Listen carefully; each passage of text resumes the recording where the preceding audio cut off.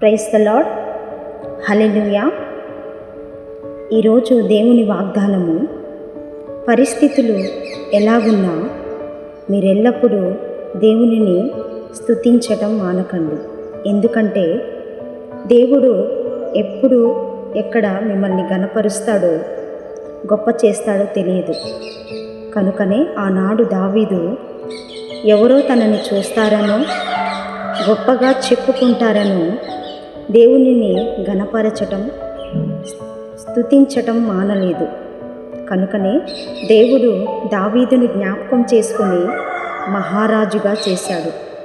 నా జీవితంలో మనమందరము కలిసి దేవుని సన్నిధిలో ఆయన నామాన్ని మహిమపరిచేవటం, ఆయన నామాన్ని ఘనపరిచే వారముగా, ఆయన నామాన్ని స్తుతించే వారముగా ఉందాము. కీర్తనల గ్రంథము 92వ అధ్యాయము 1వ వచనం. యెహోవాను స్తుతించుట మంచిది, మహోన్నతుడా నీ నామమును కీర్తించుట మంచిది. Amen. Praise the Lord. Hallelujah.